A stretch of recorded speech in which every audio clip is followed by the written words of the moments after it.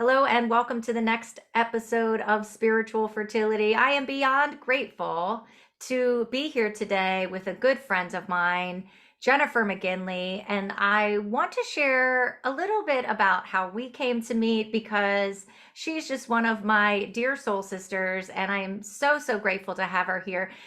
Jennifer was probably maybe the second or third person that I spoke with when I was doing connecting on LinkedIn. And I have the fortunate, and she does too, because we live in the same city. We live in Baltimore, in Maryland, not too far from each other. So we happen to connect in real life and over Zoom back, wow, 6 years ago at this point. And it's really come to a moment, full circle, you could say, that I am here providing this podcast as a platform to bring on guests like Jennifer, who herself is in the process of experiencing a rebirth. And the intention that we have for this episode to come forth is that of self-worth as it is tied to having boundaries in all areas of life, and being able to take control of your life and yourself and your path, but at the same time, be open to what lies ahead for you, knowing that you have the full power to keep those boundaries in place. And it's funny because I was thinking back when we were talking before about hearing boundaries for the first time. And as someone that never had any boundaries, really was not even self-aware enough to put boundaries in place.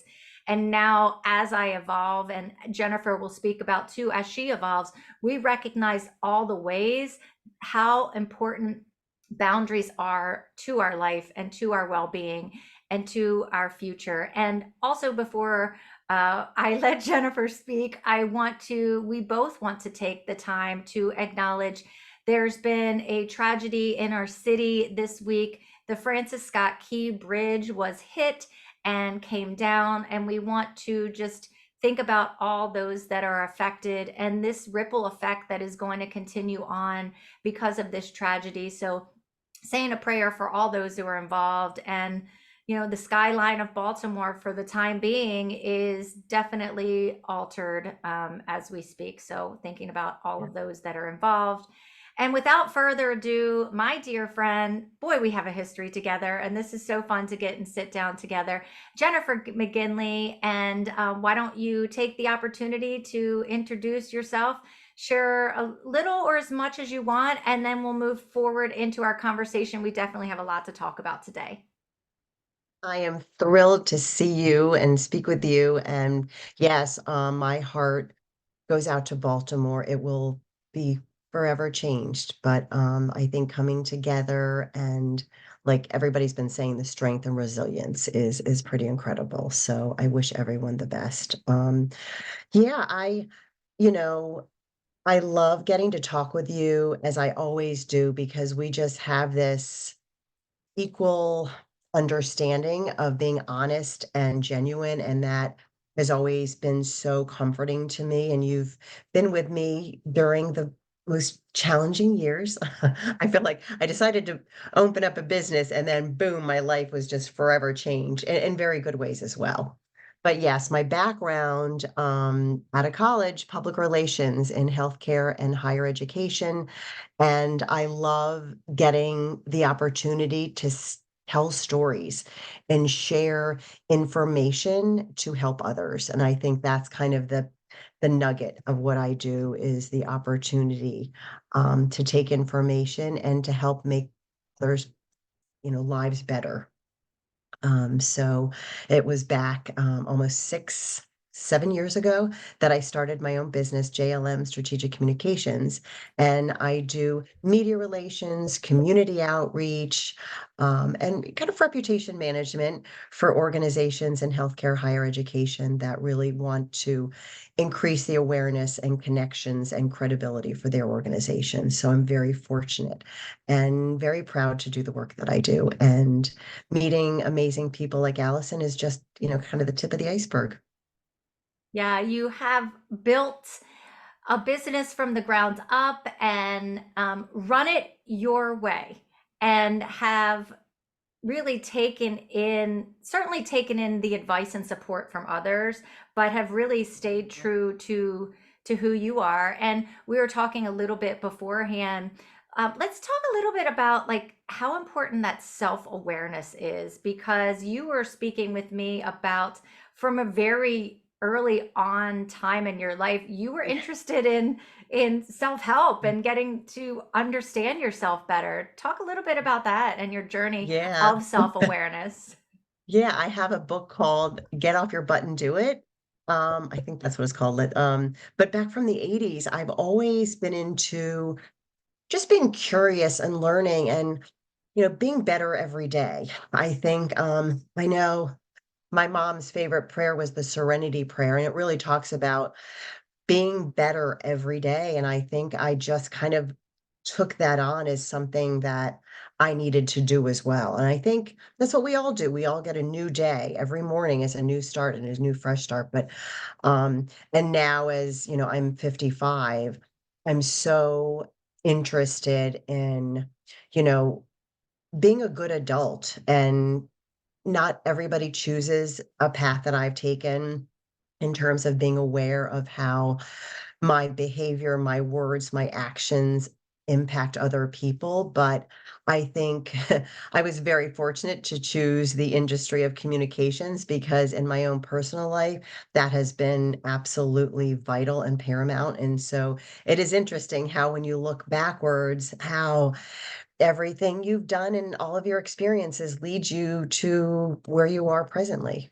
It's fascinating. And so I think learning and reading every day and listening to others' experiences just helps me become a better person with more character and depth and resilience. Yeah. And you have had the opportunity, you're a mom. Yes, you have Yeah, two. They're not so young anymore, I but know. Yeah, I have 2 college kids now, which is crazy. And so, you know, I have been presented with a lot of obstacles and challenges. I lost my dad during COVID, Thanksgiving morning 2020. And then a sudden death of my mom, January 18th, 2022, 20, no, 23. So 14 months ago. And then being an empty nester and going into menopause, which I just found out about 2 weeks ago through a blood work, which every woman should do is get blood work done so you know where you are. And I think the awareness of that is it's blowing up, and it's so great that women can take care of themselves and advocate for themselves. But it is an interesting time for women, especially when your kids are growing up and they don't need you in the way that they did when they were very little, or toddlers or preteens and adolescents and all of that. It's a changing, the relationships change. I kind of find myself being more in a consultant role with my kids, that I'm here if you need me, if you need to talk over something, if you want my opinion, if you don't, or do I just keep my mouth shut and let you, tell me everything so that I can support you, even if it's just a hug or a word of encouragement through FaceTime, just the constant evolution of a parent and a woman. yeah, for sure. And you're in this period of rebirth. We're newly into spring, and you've been working through a lot. I know you mentioned losing both of your parents, but can you talk about that grief process? Because you really laid out, you've had some dingers of things that you've gone through and have had Yeah. to be in that dark place. So talk Yeah. about your grief journey and what you've gone through. Yeah. Losing my dad was different. And for me, and kind of what I've seen for the reading and just listening to people around me, grief is different from everybody for everybody. And I think grief isn't just about losing a human being or our beloved pet. Grief is change and evolution. You grieve when your kid go. I remember bawling my eyes out when I dropped my son off at preschool. I'm like, Mom, this is horrible. She's like, I know. I said, I thought I'd be excited. He's busy and I needed time to myself, but there's grief there. Then all the stages of raising children, and then you lose a parent. And my father had Alzheimer's. So that everybody calls the long goodbye. I started grieving the moment I was aware of it, but then when the diagnosis came, so that happened, and seeing him, his eyes become empty, his brain was just not the same. He did have moments of lucidity, which were amazing. And holding his hand, and he was my person. He and I were just so aligned, in how we lived our lives and our purpose. So, but a priest of ours, actually the priest that married us, a Franciscan priest who I adore, Father Larry told me right after it happened, you will have more access to him now than you thought possible. And I'm like, what are you talking about? He's like, you just need to be open to it. So I talk to my dad every day. I ask him advice, and especially with my mom passing, he's been there for me. And it's a beautiful thing that just because they're not here in their body, their spirit does live on. And I never thought I'd be into this kind of woo-woo idea of the spirituality part of it, but it's so comforting and so enlightening. And I'm so glad to have people around me to support that for the work and the reading and research I've done on it. In fact, my daughter gave me a book called Signs. I forget, the author's name. Laura Lynn Lynn Jack Jackson. Laura Lynn Jackson. And I read about that, so seeing a cardinal represents my dad, a blue, robin represents my mom. So that's been so helpful to me. So, my dad passed, and I got through that, I thought, pretty well. I don't know, you just kind of one foot in front of the other every day. And my mom was there to, close out things and take care of things. And so we supported each other through that. But then when she passed, I remember getting the phone call, and I couldn't breathe. It took me about a year to be able to not hold my chest, and to be able to breathe, kind of. It was very, very hard. But losing a second parent, um, I never knew. I never knew what that meant. Losing one is horrible enough, um, but losing the second parent is um untethering, and I remember just floating, just constantly floating. I couldn't ground myself, and it's because they're your foundation for your existence in this world, on this earth, and then you lose that, and that's adulting. That is where I was like, wow. I would want to call my mom up for a recipe or advice or encouragement about something. I'm like, well, I'm on my own.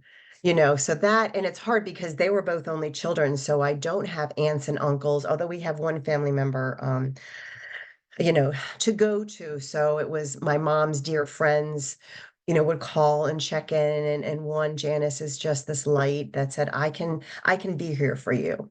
But also my world that I've created of my own friends, and my daughter makes fun when I say my inner sanctum, but it's the people that now I'm in this stage of life. Who do I want on my journey now? And it's kind of creepy. I kind of have narrowed it down where I call people, I want people in my life on that personal level, that if tragedy strikes or I'm on my deathbed, who is going to be um have enough courage, I think, to be there. And so I know those people because they've been surrounding me since my mom passed, and they let me be who I am when it's very uncomfortable. It's very uncomfortable to be with somebody in this amount and depth of grief. It's unleveling. It really is. But my friends have really shown up for me. And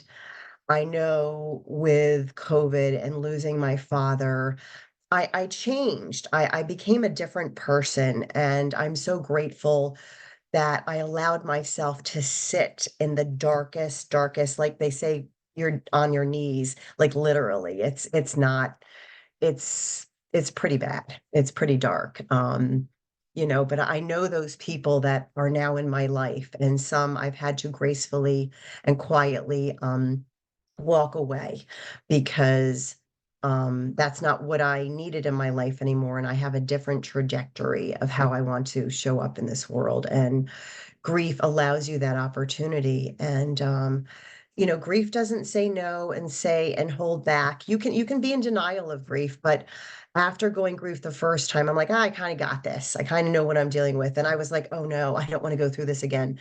You can't think, you can't focus, you just lose your sense of self and have to kind of regain. And it's climbing up a ladder out of a dark hole.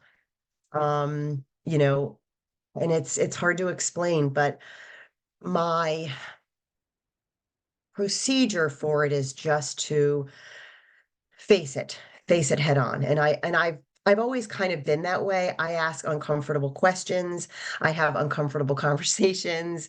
I like people that will do that with me. I feel like that's growth and transformation and evolving and growing or whatever. But I've decided to take, especially the past 3 months, to go through all the documentation of both of my parents and kind of whittle it down and read all the letters. I think for me, I want to learn as much as I can so that the legacy of my family and my legacy is passed down to my children. So I want to do things in the healthiest way I can to stay grounded for my kids. And I'm glad they're both at college. So I've been able to spend tons of time completely alone, which I like being alone. I'm grateful I got married later in life. I lived alone. I've had a roommate and grateful for that, but I did like living alone. I like the balance of everything. I need my girlfriend time going out. I need time with my husband, time with my kids, time on my own. So it's a nice balance and it does prepare you for the tough times. But I think just facing things head on is just the best way to do it. And going through documentation, I took 4 days and it was very draining. My friends were like, don't do it yet, Jen, don't do it. And I'm like, you know what? This stuff needs to get done. I just need to get this done. And the hardest part, I didn't think, I mean, I was going through photos of my grandparents from Scotland and learning more about their life, but opening a letter and seeing handwriting, and it was a letter to my dad from a cousin in Scotland. I lost it. And I was glad I was home alone. My husband was at the gym. I'm like, Saturday morning, get my coffee, put music on, open all the letters. And that just, I'm so glad that my dad, it sounded like he was trying to reach out and learn about his history. And he and I both love history and we love learning and understanding so we can move forward. And so that is kind of a goal of mine. And I will be writing a book, about that and about generations and about generational, um, the way we raise our kids and the way we were parented and all of that. And it's so much we could talk for hours, but I want to um, take my information and my experiences and help others. So it's not so challenging. I was listening, my mom would always say, "Oh, it's not that hard, Jennifer. It's not that hard. It's not that difficult like life." But I'm like, I have found that to be a little bit different for me. You know, I think it's because I feel a lot and I sense a lot. And, you and I talk about intuition and seeing things and that that is kind of how I've always been. It is, I walk in a room and I can get energy and I can feel the positive and the negative, and it can be draining. And that is empathy, empathy and compassion. And I wouldn't change a thing. I wouldn't, I look back and life is messy, but I wouldn't change it. Yeah, it sounds like, well, a couple things.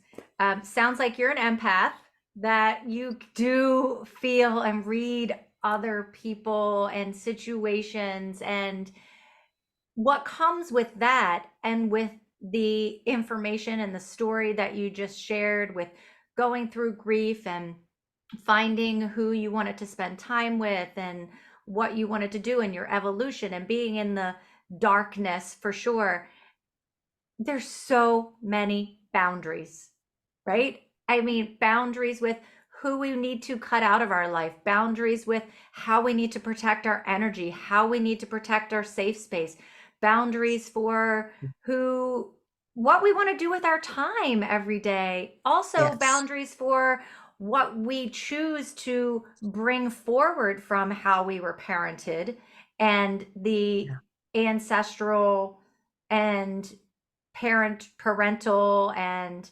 familial programs and different things that we grew up with. We can have boundaries with what we choose to pass along, what we choose to keep, and what we choose to discard. Yeah. Yeah, so you've been through the ringer, my girl, and we talked beforehand too about, and I've talked with other guests on this platform as well on the podcast. It's those dark moments when we can sit with our grief and sit with our darkness and Yeah. sit with and be in that place where we get to then have a space for light to come in, because there is light there, and we Yeah. can Yeah. we can choose to stay in that, and many people do choose Yeah. to go not continue on. Yeah. Yeah. But with resilience and with our own self-awareness and building that self-worth and having those boundaries and putting one foot in front of the other and having our faith and spirituality to guide us along, we can bring life to those dark moments. And it's that perspective looking back. I mean, you say now, without going through all of that, Jennifer, and having those deep realizations and those deep insights and following your intuition and signs and connections with your dad and mom, and Yeah. you wouldn't be in a place where you're writing a book now. Yeah. Yeah. And it is, you just have to go through it. I know a gentleman was in one of my networking groups and he's like, "Oh, that book Signs." He's like, "I'd like to pick your brain about it." And I'm like, "Absolutely, whatever." And then I was doing some traveling abroad, so we didn't reconnect, but I was thinking, I don't know if I can distill the book. You kind of have to read it and experience it. And a lot of that book, it's funny, I kind of already knew because it's vignettes of people that have gone to the other side, but they send signs back to that loved one here on earth presently. So it's, if you don't know anything about it, you're going to think it's a little crazy. You're going to think that all of us are kind of off our rocker. And I totally understand and respect that too, because I'm a really deep thinking person, and I know my mom used to say, "Oh my God, stop thinking so much. Stop worrying so much. Stop feeling, you're too sensitive." And, growing up, I thought that was a weakness and I was supposed to, not say so much and not feel so much and not, but I couldn't stop myself, so I just dampened it down a little bit and kinda kept it to myself and did a lot of journaling growing up. I have all my journals from when I was 15, 16, and what I was experiencing, and even being told that that's not what happened or that didn't happen, just let it go. And a lot of the stuff that our generation has experienced. And I've talked with a lot of women too that have experienced those kinds of things. And then being able to go back and go, "Oh, but that's what I wrote. And so that is what I experienced. And that is truth for me." Yeah, You know, I sense a little gaslighting coming through there. We can you laugh use about that it. We word can laugh and about that it. right? I mean, and I did have that moment of clarity on a run in a summer and going, "Wait a minute, something's not right," and starting to question it and having lunch with a friend. She's like, "That's gaslighting." And I'm like, "I've never heard of that word. What are you even talking about?" You know, and so taking that awareness and the lessons and moving forward, and being understanding and compassionate for what other generations have experienced, but knowing that I'm not going to move forward with the relationships I have with my children in that way and apologizing to them for some of the ways that I parented because now I've learned after going to therapy, which I highly recommend, but you have to be open to it and you've got to be ready to do work. It is homework. It is homework, and a lot of people might not be ready or have the courage to do that. But I am really into improving. I just think I want to be better, stronger every day, like I said at the beginning.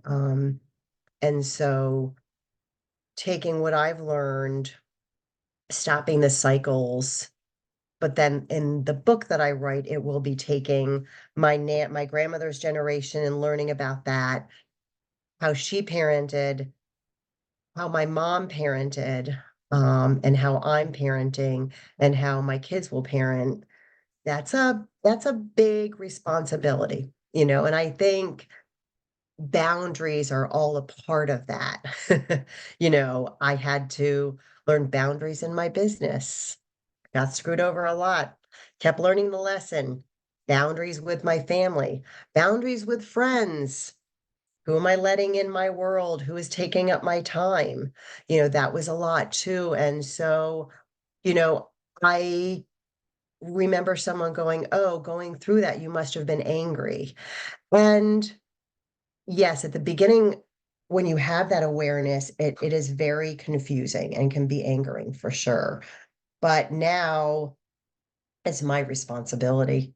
I allowed it to happen. And it's like, that saying, you're going to keep learning the lesson until you get it. I'm like, oh, it was like six times until I was like, oh, red flags. I need to learn that. And now my daughter's generation, they're all about like not taking crap from anybody and being aware and even knowing that when you're dating somebody, learning how they were raised or how their parents are, or mental health issues in a family, or the way religion is presented in their family and the way they view money. Like it's so amazing and so fantastic that they're just looking at things from a much wider lens before they move forward in a very thoughtful way. I am thrilled, absolutely thrilled. Yeah, that's amazing because I mean we have gone through, right, like our money story and mental health challenges and dealing with narcissistic traits or different type of challenges that we have, and they're self-aware enough to be like, okay, I need to know about this now. So like Yeah. generationally, our Yes. healing has prepared them for being more self-aware and having that self-confidence so that they can have boundaries and continue to evolve well as well. I Yeah. want to find out, because I know your evolution has come, but what role has your faith played in your overall journey? Absolutely. It's huge.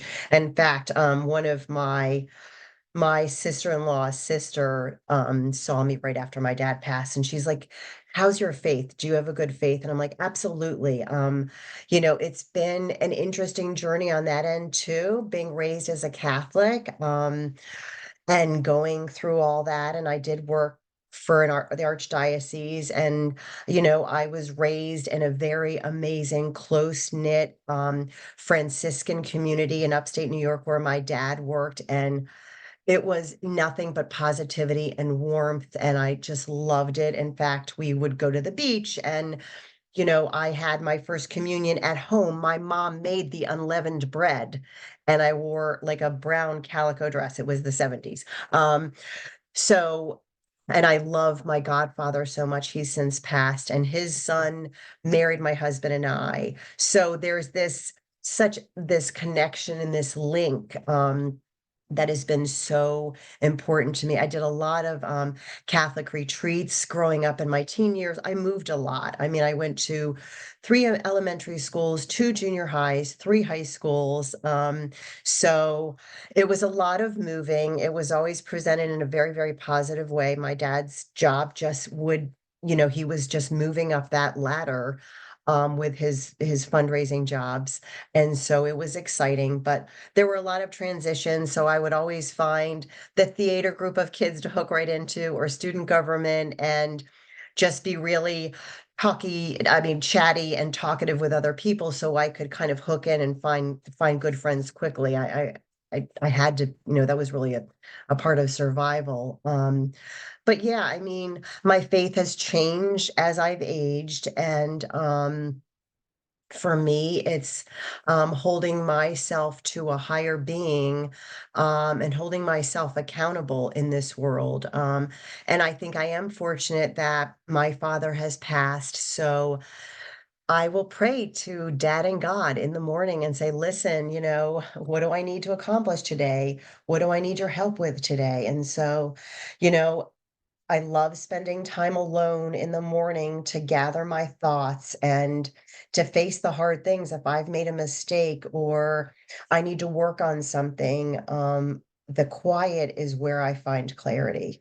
And getting outside and hiking or, weekend away with my husband or friends or my family. I do not like the noise and the busyness and the hustle culture. I did live that and I thought it was go, go, go. In fact, when my dad passed, I was just back at work on Monday, just hit it, do it. We had a health crisis in our family. We had a member in the hospital, and I got my client on live TV, and I was like, it's fine. So I learned how to shut down and kind of, put up the armor and move forward very, like a robot, and I learned, and I think as you age too, it's not sustainable, it is not healthy, and that is not facing the hard things in a way that is going to move you forward. So I've done a 360 on that. And it has helped me so much. Being a people pleaser and being a recovering perfectionist, which so many of our women our age say, it is true. And it's taking a lot of deep breaths and being quiet and still and sitting with myself where I can gain the strength to move forward. And that, to me, that is faith. Yoga is my faith. Yoga is like my religion. Going out and being grateful every day for what I have, or going in the woods. And honestly, every morning, the sunrise, the sunset, I'm so grateful to experience that. I had a dear friend in December pass away, and it was really our first college group of friends. And so she's my age, and it was a sudden death. And I mean, if that doesn't make you realize the preciousness and fragility of life, I don't know, because she was such a amount of charisma and energy and positivity, and her hugs were just like the tightest squeeze, and she was effervescent, and, you know, that is no more. And so, it's a tough decade to be in your 50s. It's hard. It's very hard. You can't let other people tell you, "No." You'd have to experience it, and I think life too is about intertwining the good and the bad and still finding the joy every day. And I remember after my mom passed, looking out the window and feeling like I was in this box and being strangled, that I could see life happening out there, but I couldn't function enough to even sometimes go outside and take a walk, and catch her breath. And so I just missed that life, and it takes time. And I had an amazing experience where a friend said, you need to go with me to Helsinki, Finland. We're booking tickets. It was Christmas Eve, and we had talked about it months before that. I'm like, I don't know, that's insane. But she said, you need to get away. You need to go and you need to do this as part of healing. And it was the best week. You know, I'm not a winter person. Helsinki in January will change your mind. And going in sauna and, experiencing that happiness and joy of that culture. And I learned about, they're the number one on the list for happiness. But what we learned is it's really contentment. It's being grateful for what you have at that moment. That happiness or toxic positivity, that's not what it is at all. They are such a warm, I was lucky that I was literally met with open arms. Like at the amount of tight hugs you get over there, it was just incredible. Just, such an amazing experience. I met people that were there on Fulbright. So it was these leadership people and the intellectual capabilities of some of these people, whether they're in mental health and neuroscience and higher education or education. It was just, I felt very lucky to experience that. And again, traveling with a dear friend of mine who knew that there could be moments where I would be sad, and she was okay with it. And I just said, I can't wait to be me again. I just want to be me. And it takes time. And it's worth the hard work. You know, people that don't have that sense of self-awareness and accountability. And I'm grateful that I am not taking that path. And anybody that is on the fence about taking the jump to be more aware and be more have a sense of self, I just think it's the best way to live life, with a lot of depth and character and so many layers that, I see life for the beauty of it too. And that's faith too, leaning into that everything is going to be okay. Yeah, and I just kept thinking as you were speaking how real and truthful and honest your story is for all aspects of our life. And it really speaks to the journey of evolution that we all have to go through, right? Yeah. And that Yeah. responsibility to ourselves and that responsibility that we have to each other, the people that we've Yeah. forged those connections with, to Yeah. pass down this type of information that can be ongoing. And Yeah. it's not, I mean, life is not for the faint of heart, right? This Yeah. journey is not for the faint of heart, but it's so Yeah. worth it. And Yeah. to kind of get to that other side and have that Yeah. transformation and that rebirth and that fertility journey, like it doesn't just stop when we have Yeah. our Yeah. child, right? Yeah, you're right. Absolutely. It isn't just yeah, I mean, it is it's so rich in its experiences, but I wouldn't I wouldn't want to not allow myself to experience that. And it is, life is the good, the bad, and the ugly. And I remember learning that, I think beginning with work, I'm like, oh wow, it's the good stuff. But I wanted to go into broadcast journalism. But then when I saw the back end of it, I'm like, there is no glamour there. You are sitting in a room with two or three people, and your face is exposed to the news and you're delivering it. And I think I would have been a better street reporter, because then I could be out with people building connections and relationships that I see is more valuable for my experiences. But, it's the good. You've got to take the good, the bad, and the ugly. Otherwise, you're not really fully experiencing life. And there are people that I know in my life that have chosen not to do that. And I have encouraged them and wanted to coach them and help them achieve that. But I've also learned too, with boundaries, it's not my job, it's not my business. And I too often inserted myself and wanted to help someone so badly that I should never have done that. And so I made mistakes there.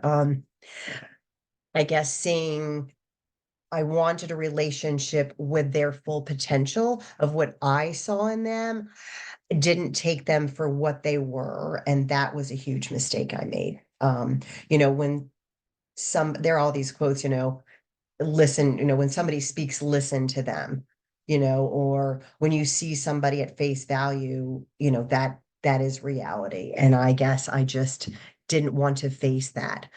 I know, even, yeah, just some very, very personal relationships that I just wanted to help them, but that's not my business. And like my mom would say, don't stick your nose in somebody else's business. And that is true.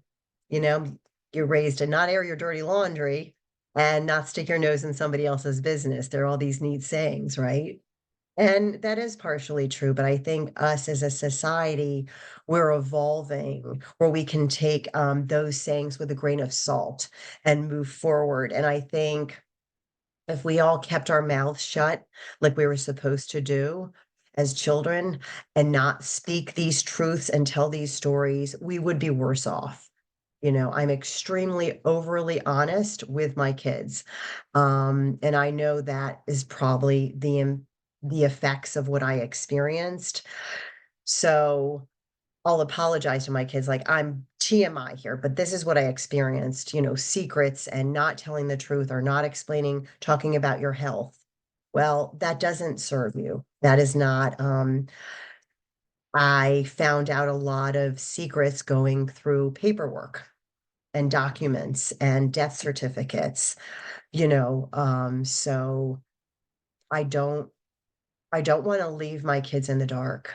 I don't want them to have darkness. We all deserve the light, you know. So, We yeah. do. We do. It's our personal responsibility, but it's also having boundaries to give folks Mhm. enough to take personal responsibility for their for yourself. And we're going to make Yes. mistakes. We're Yeah. going to make mistakes along Yeah. the way. Yeah. For sure. But, Yeah. you and I have both learned from growing up without boundaries, and I think a lot of our generation was that way. But people that take advantage of us and our kindness and we keep allowing it to happen, that's on us to stop it. And then I can see red flags coming. I've learned enough that I will not work with people like that.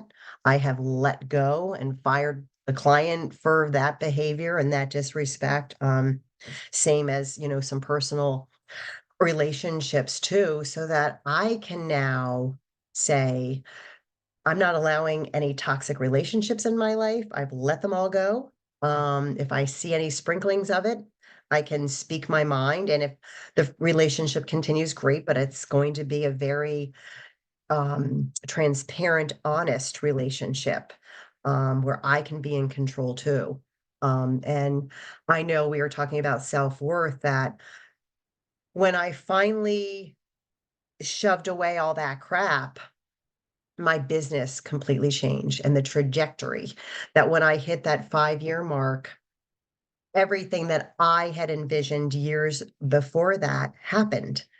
And it is because I shut out that noise. Like you said, I have amazing people. My business coach, I adore, and my group, I adore, and I'm grateful for that. But a lot of the outside noise and the crap on social media and all that, the programs and courses you could take, that's not for me, and I knew what I needed to accomplish. And when your self-worth aligns with your way you're showing up and everything aligns, that is success.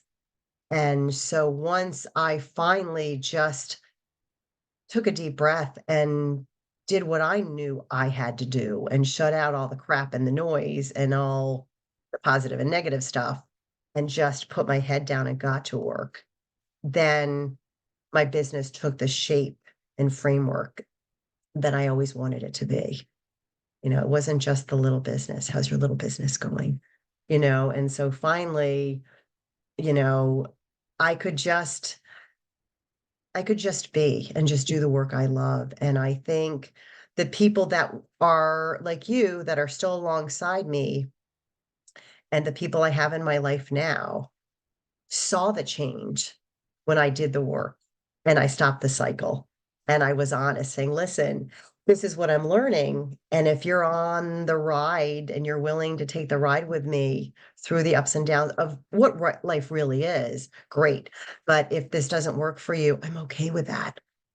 Not everybody gets along with everybody, and that's okay. That is okay. And when your self worth hits that level that you deserve, everything changes. Everything changes. And the peace and the calm that comes from that is worth all of the climbing up that hill every day. Owning a business is the hardest thing for me, the hardest thing I've ever done, literally starting from scratch. And my kids have seen the struggle, and It is messy and it is a lot of hard work and a lot of sacrifice, but it is what I needed to do. If I didn't start a business, I think all of my self-awareness would have never kicked in. So that's huge because working in an organization and being an employee, you can kind of shut down and compartmentalize things. But unfortunately, when you have your own business, your personal and professional kind of blend and meld together. And you have to know yourself very, very well in order to have a well-run, successful business. And that's just in my opinion, of course. But yeah. Well, you birthed it and you have rebirthed yourself. And as you're speaking, it makes me think about like that saying, people come into your life for all different types of Yeah. ways, some for a season, some for a lifetime, some for a Yeah. moment. Yeah. I'm so grateful that we've been along each other's side for the last 6 years, and there's time in between that is longer when we can reconnect, but certainly this conversation today has really strengthened my confidence, and I love how real you've been, and I know that the listeners are going to be able to relate to all of the things that were shared in our discussion today. And I am just so grateful to have you here, and that I have this platform to be able to have this conversation and bring it to others. My dear friend, is there anything else before we just close out that you are feeling called to share that's on your heart, or being sent through a message to you? I don't Yeah, I know. know. If I let it, yeah, for sure. The universe. Yeah, go with your gut. Don't ever discount your gut and don't give up. There are dark days, but that's when you learn the most and you grow and change the most. And you can't fight grief. Otherwise, it's like a riptide and it will pull you out. You have to go with it. And it's hard, but it's life. And that's where pure joy and peace come from. Thank you so much, Jennifer. Thank you. I'm Yeah. just honored to be here with you. Thank you so much. Absolutely. And for all those that are listening, please kindly like, subscribe, share with anyone you know that could benefit from being receiving this message, that are on their fertility journey, on their spiritual path, on life's path. There's so many messages that come through with this platform. But also, kindly, while you are listening to this podcast, please kindly leave me a review so that we can grow and help reach others that are on their path and their journey as well. Thank you so much.